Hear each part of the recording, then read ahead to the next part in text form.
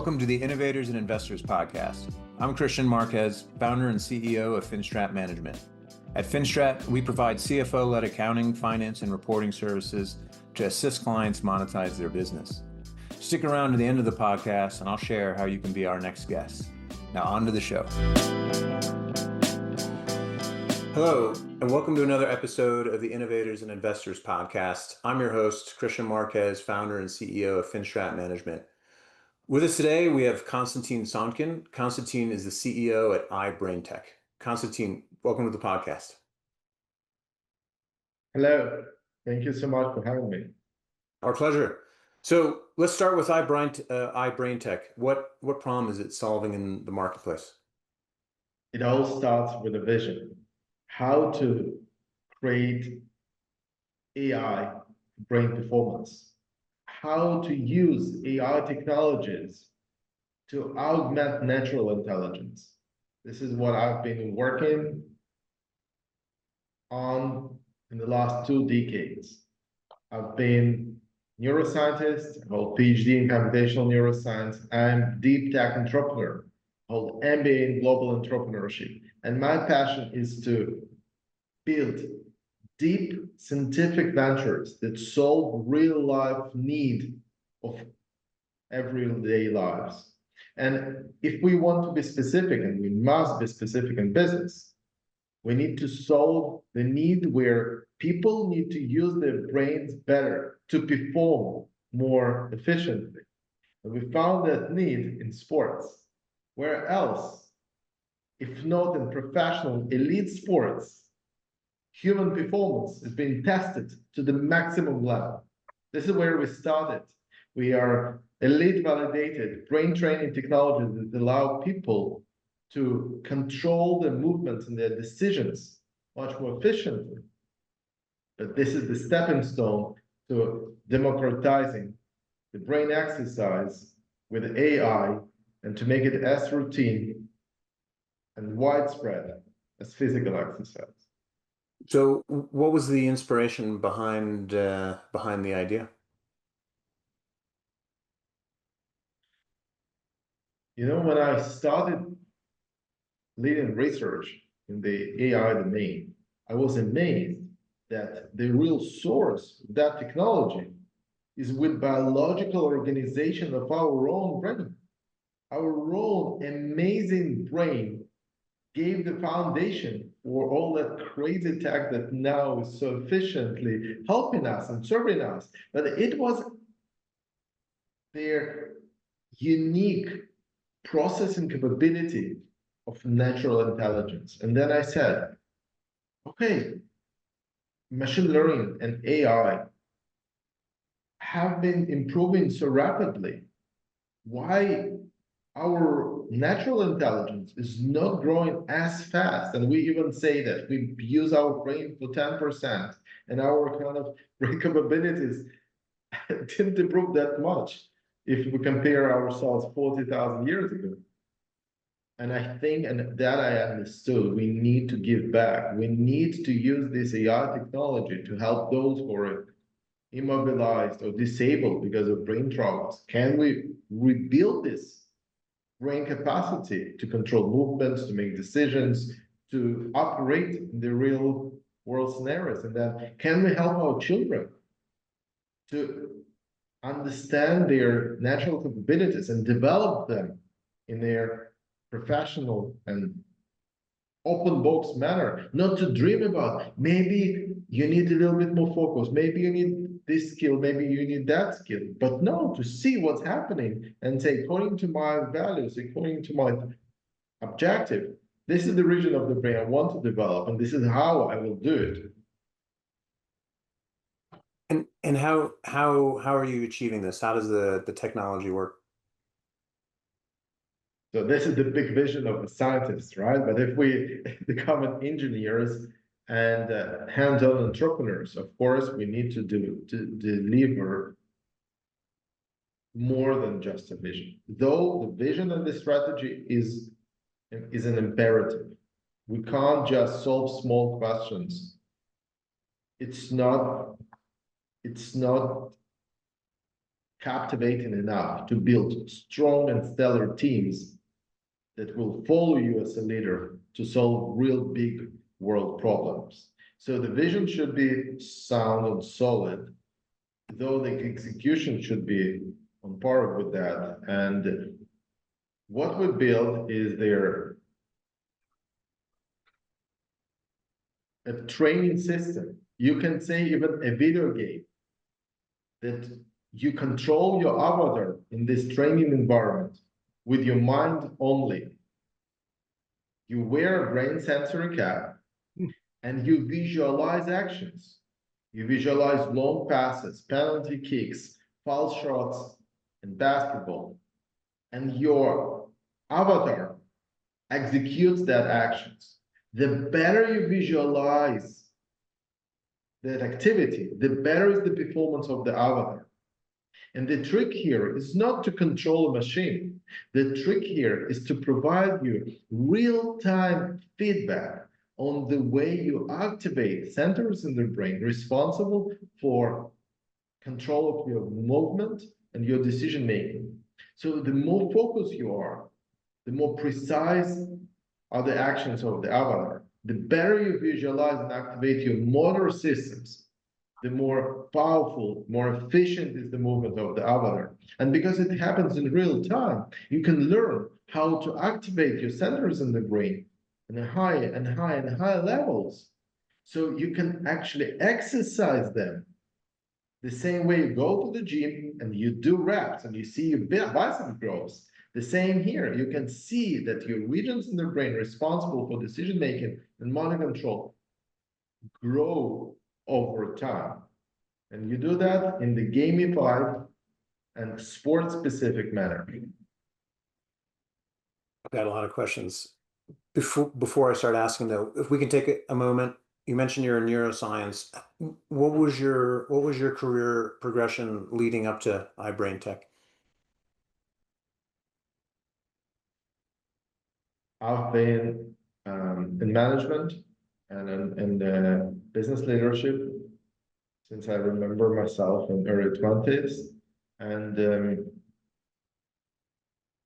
I was doing business during daytime and I was doing science during evenings and nights. Then I took a position as a R&D leader in the Center for Innovations in Neuroscience at Tel Aviv University, which is the largest university here in Israel. And then finally, I managed to unite two halves of my personality, passion to business and passion to science, in the deep tech innovation journey. The founder and CEO of i-brain Technologies is rooted in neuroscience and professional business development.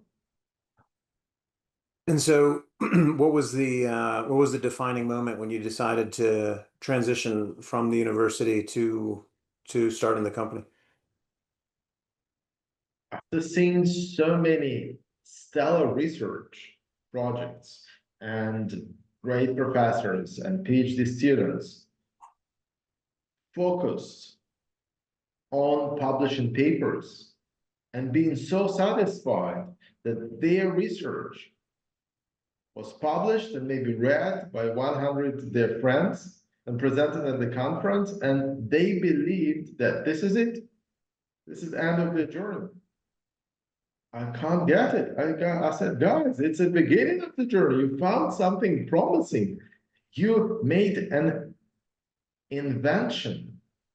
Maybe it's worth taking a time and effort to make it innovation, to bring it to the world, to create utility out of that scientific concept. And they say, no, it's not our business. Someone else will come and use it because it's now open knowledge of the world. And the reality is that so often, no one ever comes. And so many inventions just stay there in academic papers, and there is not enough courage in academic society to step out of this sterile lab environment and go to the real world, learn from there, and adjust your inventions to real world needs. So I love it. It's inspiring. So you make the leap, and now how many years into iBrainTech are you?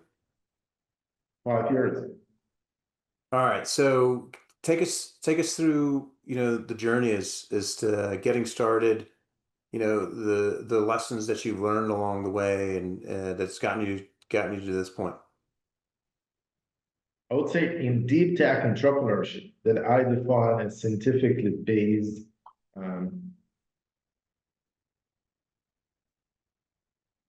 businesses.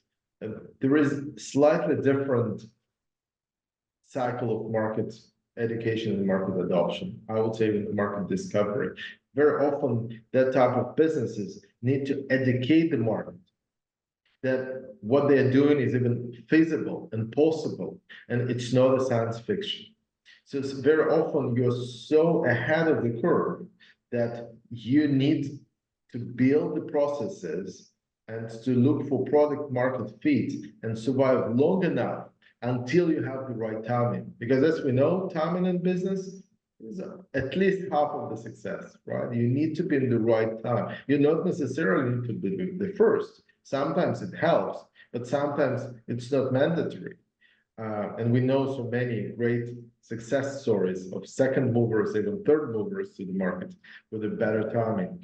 So this is the very important lesson I learned. You need to aim for market education, and you need to invest in your brand and your communication, and of course your validation, to have all pieces in place to educate people. And of course, you educate your innovators and your champions, not the laggards, right? Not the skeptics of the world, but rather those who are empowered by the access to the most innovative, though real solutions to real world problems, and work with them.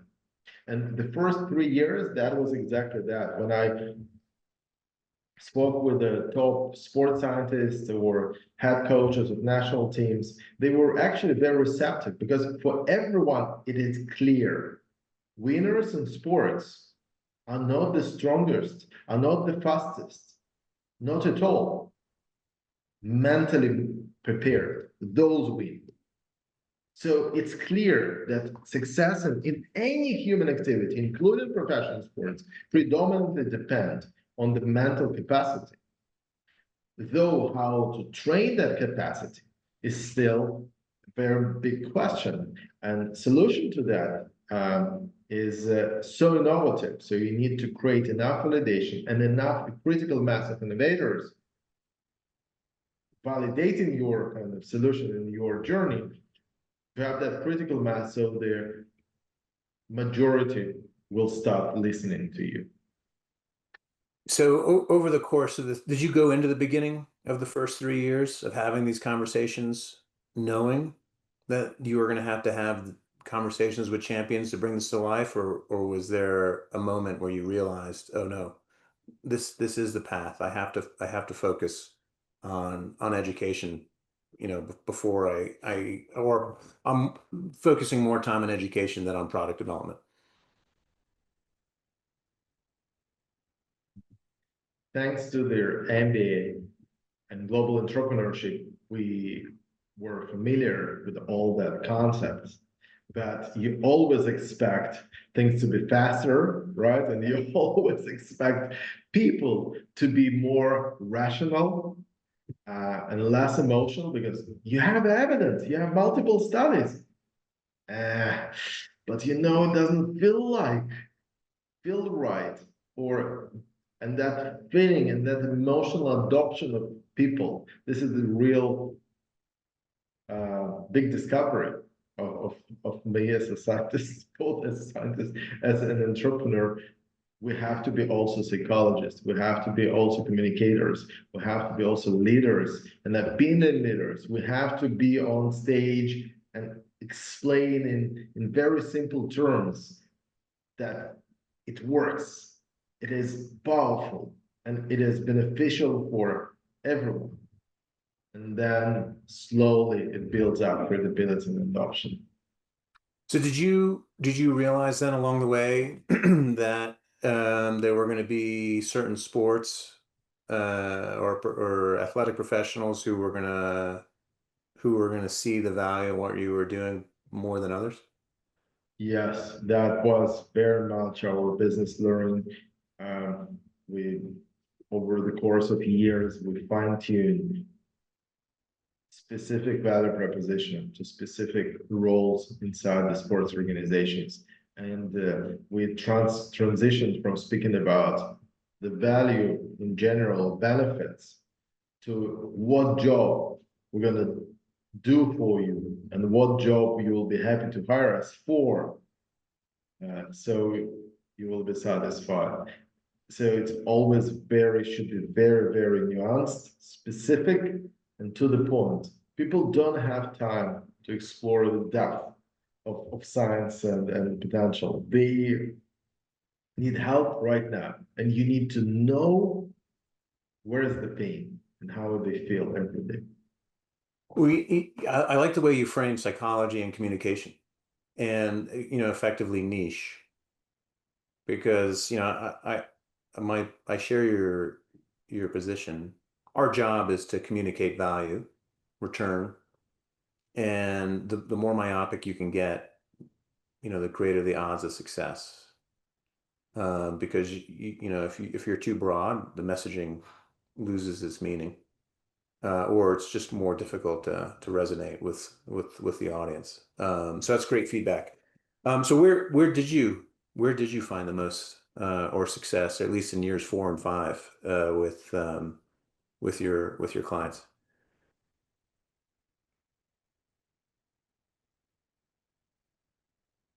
Lately, we have really this tornado effect. I would say that more and more sports organizations and also athletes and even parents of young athletes reaching out to us because they want to train like pro, like top. We want to be like them.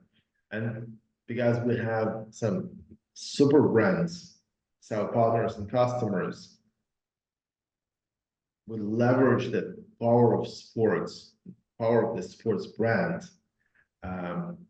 to spread the word among very big network, fan base. So this is where we see us, and even in the club World Cup, soccer club World Cup happening now in the United States, we were part of the delegation of Juventus Football Club from Italy, and they showcased us together as an i-brain brain challenge. So every fan can experience visualizing actions and controlling avatar with their mind and competing and understanding how the pros are using that and how they can relate to that and how can it help their children and themselves compete better and to be more in control. And that is amazing. So with this power of sports, with one partner, let's say Juventus, you can reach 500 million people. 500 million people following Juventus. This is the magnitude of the impact in that domain. And I think it's amazing pathway for technologies augmenting human performance. They should be validated in top sports. And once they are, they can reach people and help people fast because of the power of the fan. So makes great sense. Let's come back, if we can, to the technology. I'd love to better understand how it works. So you mentioned there's a cap, and the cap is the interface between thoughts and the avatar that's on the screen. I've seen a handful of places. I've seen this technology in play. How does it work? How do thoughts make its way through the skull through sensors onto a screen? I love this question because it's this is my favorite one. Let's first say what it's not. Okay. It's not a mind reading machine. There is no opportunity to read your thoughts. There is also no way we can extract all the complexity of the brain processes. Okay. At this moment. Our brain is much more complex than all computers in the world together. Nevertheless, our brain works on electricity. When millions of neurons work together to support a specific action, there is electricity wave coming out of that region, so that can be picked up with very sensitive sensors. And we use this superconductive silicon to sense electricity from the skin of your head. It goes through your hair, touches your skin, and this is how we pick up specific activity of the specific regions of the brain. We use 6 strategically placed sensors above selected regions of the brain. This is number one. Number two, it's based on visualization. Visualization activates your brain exactly the way it's activated during the real movement. So when you kick the ball, shoot the ball in real life, your brain needs to calculate the plan. And this planning takes place 1 second before the movement onset. This 1 second is a prep when you calculate all the angles, all the muscle activation. Okay, and when you visualize it, the same action, your brain does exactly the same job. The plan is identical. It's just not sent to the muscle to be executed. So if you can track how well you visualize actions and provide real-time feedback on the level of activation, you can turn it into the real brain gym. The same way you go to the gym and you exercise and you see your bicep grows, exactly the same principle. You see how your specific regions, strategic regions in the brain being activated, and you quantify their activity and growth over time, and you provide the feedback how well you are developing your brain regions responsible for decision making and motor control. So let me ask, just to make sure I'm clear. Let's imagine I visualizing doing bench press using the iBrainTech technology. Will my chest muscles actually grow as well, or does it simply perfect the motion of doing a bench press? Your question is a very good question, and it's very deep. And I will explain why. Every visualization should be function specific. For instance, for football/soccer, we have specific drills that are relevant for every position on the pitch. Because midfielder and striker and defender, they have different jobs, so they need to rehearse different actions. So this system allows you to rehearse execution of different types of action, either kicks or passes or long balls, etc. So allowing you to visualize thousands of actions without any risk of the injury, without any wear and tear on the body, you can accelerate skill acquisition dramatically. And the skills relevant for this position on the pitch. But also, we work with the people after injuries who can't move at all. And for them, we offer more basic gym exercises. The same you mentioned, right? And then you visualize, usually it's after knee replacement or ACL reconstruction, etc., when people can't move for a prolonged period of time.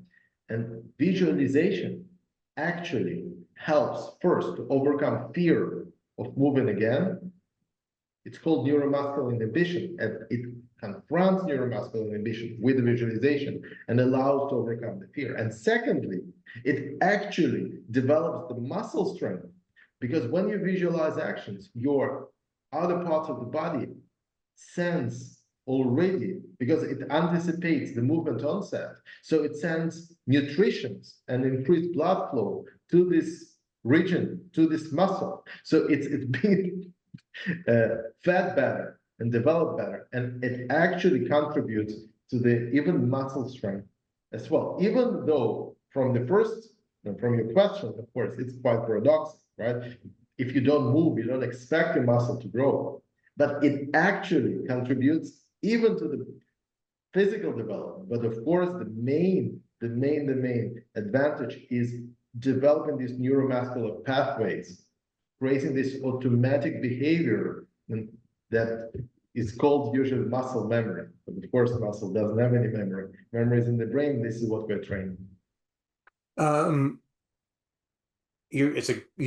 totally understand the explanation. It makes great sense. I never really thought about increased blood flow or nutrients being sent, and that there would have to be a physiological response to the muscles. I admit muscular growth is outside of my knowledge base. I'd be curious to know whether or not you actually require the stress of weight or kicking a ball to complete the circuit.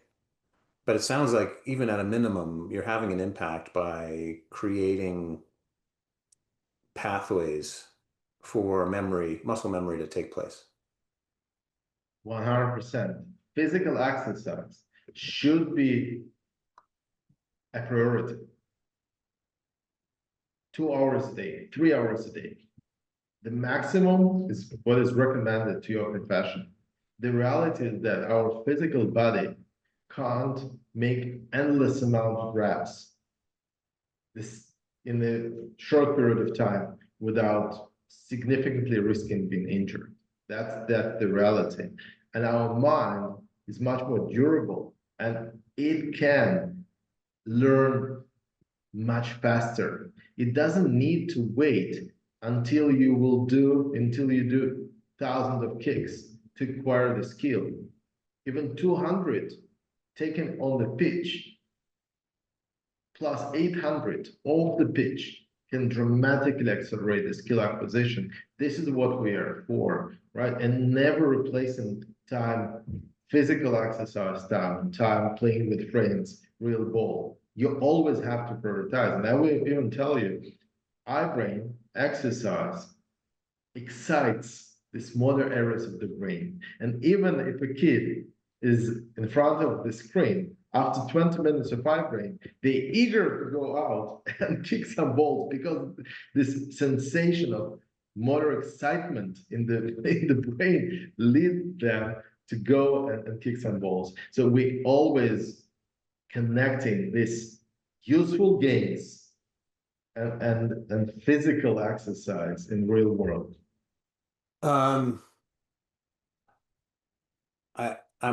I'm going to guess that you've been asked the following question before.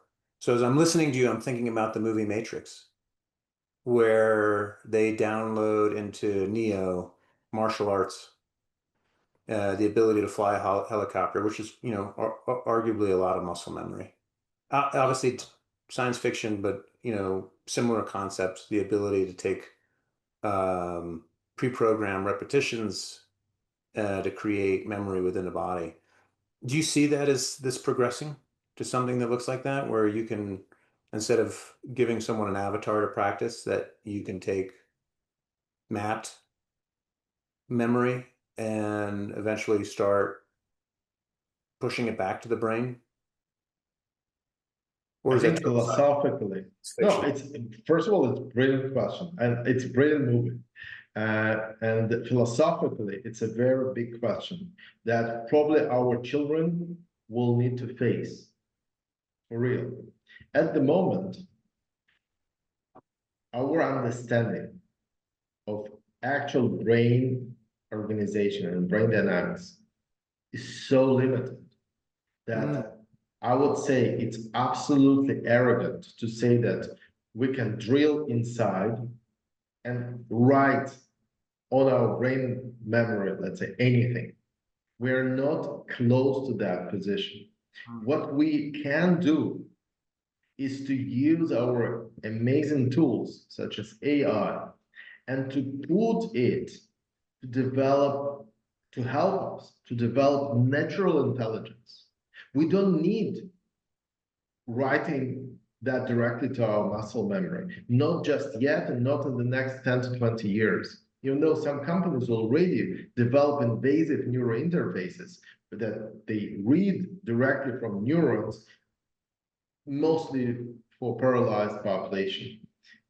I think we have to be very clear on ethical red line. We should not and cannot write to our brain. It should be taboo until we really know what we're doing. I'm, as a neuroscientist, really believe in that. But we need to allow our intelligence to evolve in a professional manner. At the moment, we know all about our body. We know how to exercise. We know what to eat. We know how to sleep. We know everything, almost everything about our physical health, and almost zero about mental health. And mental health starts with the brain health and brain development. We are in complete darkness. We don't know which areas of the brain are developed well, where is our strength, where is our weakness, what's our potential. And people say, if you don't manage things, then how you can really progress? But if you don't measure, if you don't see things, then for sure you can't manage them. So the first step is to create visibility. What's happening here?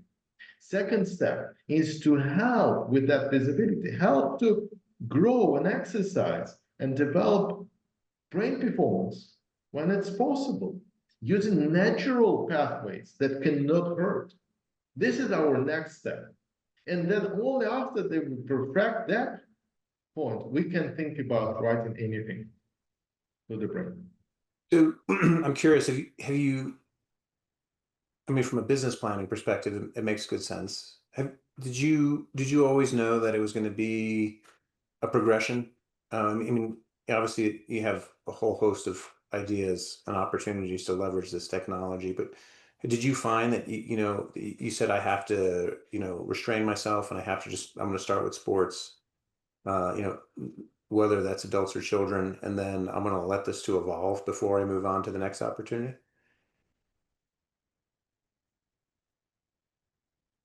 In business, we have to be very focused on the value or on the segment where you're best in the world and can provide unprecedented, right, benefits to your clients and to your customers.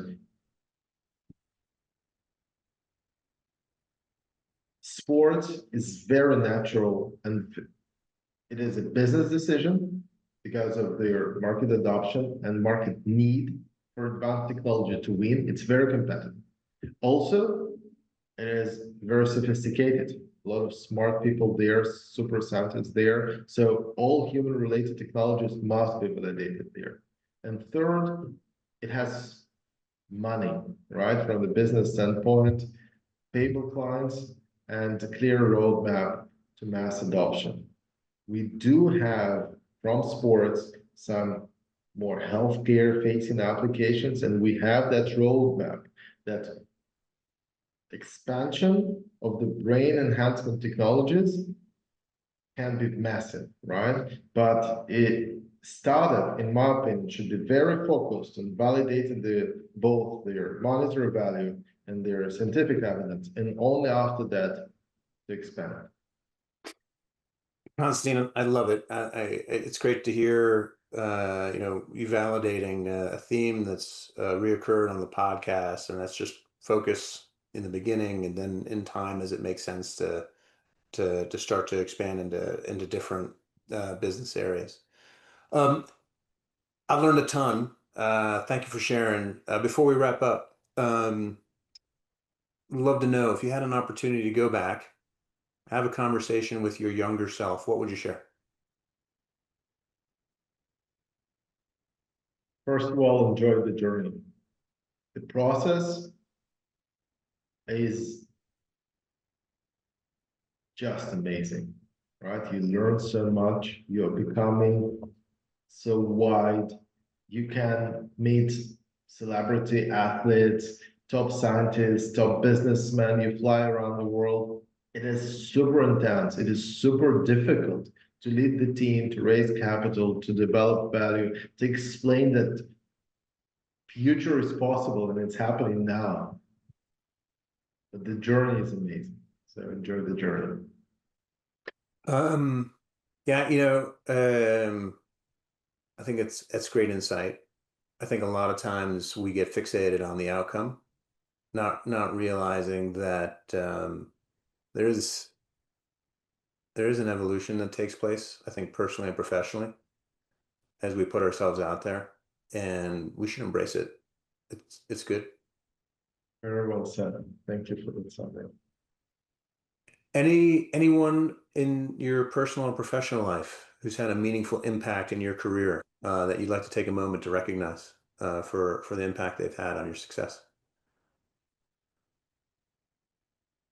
Actually, very many people, and I am so fortunate to be surrounded and to be able to meet good people, good, intelligent, motivated, open-minded, and warm-hearted people. I literally think about hundreds of people who were instrumental in my journey. Those who recognized me as a valid candidate to lead research in the Center for Innovations in Neuroscience. That was not obvious. I was not definitely the best scientist in this domain. But I had that passion for applied research and making that happen in reality. So people gave me chances and believed in me, and all the team who recognized that, okay, this guy sees the future, let's join him in bringing that to reality. And we have more than 30 employees already in different countries around the world. So those are very loyal people who join us, not because of salaries, high salary or paychecks, because they literally embrace our vision and want to make an impact. And that innovators who took a chance on us in top clubs, they kind of risked their careers, right? Embracing opening doors to crazy technology that could work, but could also not create any change. And in that big corporate organizations, many people don't want to do anything new just to keep their job secure, right? So all these people are really instrumental. And when I now jump on a call, I see that the main qualification I want to see is how honest is the person. We want to work with good people. I think the relationship matters. Well, kudos to them. And I'd say kudos to you too, because I think it's a lot easier for people to take a chance on somebody when they're authentic, they know their stuff, and they're passionate about what they're doing. Fantastic. Konstantin, if there's anyone in our audience who'd like to get a hold of you or learn more about iBrainTech, how can they find you? We have Instagram, iBrainTech, LinkedIn, and I'll be happy to connect personally. Konstantin Sonkin at LinkedIn. Feel free to reach out.